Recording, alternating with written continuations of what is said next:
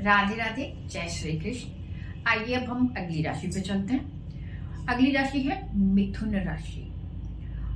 मिथुन राशि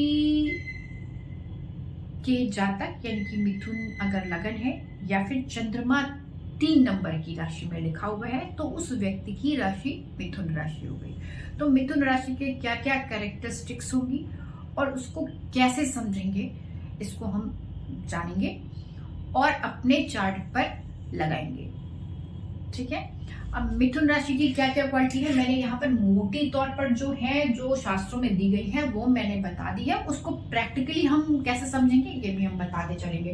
पहले ये देखिए कि मिथुन राशि मतलब 3 नंबर की राशि है, एक विषम राशि है और ये राशि जो है वो शीर्षोदय राशि है। अभी तक हमने 2 पृष्ठोदय राशि देखी थी, अब ये शीर्षोदय राशि है यानी कि इनिशिएटिव लेने की इनकी क्षमता अच्छी होती है। ये आगे बढ़ करके किसी भी कार्य को या किसी भी चीज को प्रबंधन कर सकते हैं, नायक की भूमिका निभा सकते हैं। इसके अलावा क्या है, यहाँ पर जो पिक्चर बनती है, जो जब हम राशि उसको देखते हैं आसमान में, तो जो पिक्चर बनती है या जो चाहे इंग्लिश में जेमिनी कहते हैं, चाहे इंग्लिश में चाहे हिंदी में, जो मिथुन राशि है उसमें जो पिक्चर बनती है वो एक स्त्री है और एक पुरुष है, इसका एक जोड़ा बनता है। जो पुरुष ने गदा लिया हुआ होता है और जो स्त्री है उसने वीणा पकड़ी हुई होती है। तो यहाँ पर ये बताने का प्रयास किया जा रहा है कि ये यहाँ पर बैलेंस भी करती है, साथ में यहाँ पर ये भी दिखाते हैं कि जो युद्ध भी कर रही है, साथ में संरचना भी कर रही है,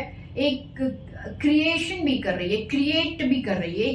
एक कला है वीणा और एक कला है गदा, तो कलाओं का यहाँ पर प्रतिपादन भी कर रही है। तो ये जो राशि है वो कलाओं से सीधे सीधे संबंध है। कल्पना के साथ सामंजस्य स्थापित करना यहाँ पर एक प्रैक्टिकली जो निकल के आता है वो निकल के आता है।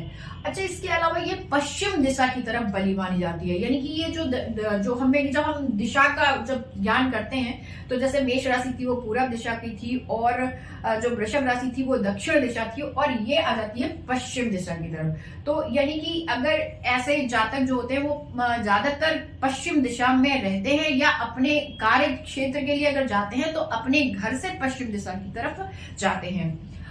ग्रामाचारी होती है। ग्रामाचारी का मतलब क्या हुआ? ग्रामाचारी का मतलब है कि जो ग्राम में या समाज में या सोसाइटी में रहना पसंद करते हैं तो उसे ग्रामाचारी कहते हैं। ये जो राशि है वो वायु तत्व प्रधान राशि है। वायु तत्व प्रधान राशि का मतलब कैसे समझेंगे? जैसे हमने मंगल को अग्नि तत्व था, पृथ्वी तत्व था, यहाँ पर वायु तत्व प्रधान राशि है। वायु तत्व का मतलब है कि चंचलता भी है और कल्पनाओं के विचारों में चंचलता है, पर वैसे स्थिरता है पर विचारों में चंचलता है। ये डुअल साइन होती है, दोनों चीजें होती है, जड़ और उसकी दोनों की डुअल साइन में आती है मिथुन राशि। तो इसमें सम और विषम दोनों की कैरेक्टरिस्टिक्स आती हैं।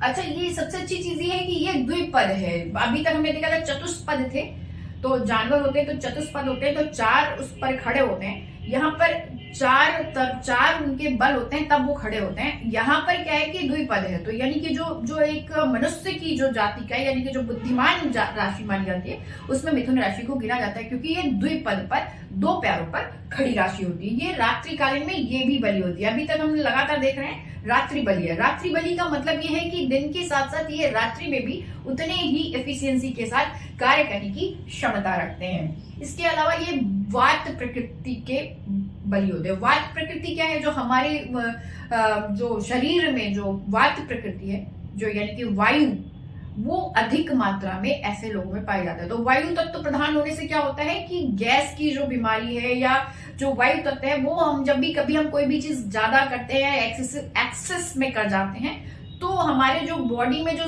समीकरण बिगड़ता है तो उसमें वायु तत्व सबसे पहले इफेक्ट उस पर आता है। तो वायु तत्व यहाँ पे प्रधान हो जाता है, तो इसको ऐसे समझना है। अच्छा, ये समदेव होती है, बैलेंस होती है, ना ऊपर जाती है ना ज्यादा नीचे।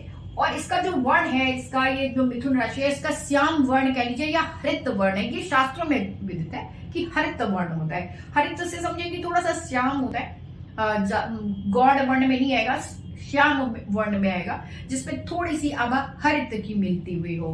और इसका जो स्वामी होता है वो बुध होता है। तो बुध तो ऑटोमेटिकली बुद्धिमान होता है, बुद्धिमान होता है, लेकिन राजकुमार होता है।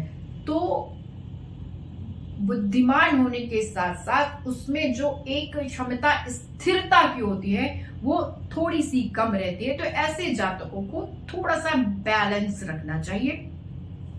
अब ये जो राशि है, यही कैरेक्टरिस्टिक, जब ये राशि जब ग्रह भाव में चेंज होती जाती है, जैसे मान द्वितीय भाव में, तृतीय भाव में, चतुर्थ भाव में, पंचम भाव में जैसे जैसे जाएगी, तो यही जो कैरेक्टरिस्टिक्स है वही उभर के वहां पे भी आएगी। इसको थोड़ा सा ऐसे समझ लें कि जब ये वाणी स्थान में मिथुन राशि हो तो ऐसा व्यक्ति गाने में अच्छा होगा, बोलने में अच्छा होगा, उसकी वाणी बहुत मधुर होगी और कभी कभी वो ज्यादा बोल जाएगा लेकिन बैलेंस होगा।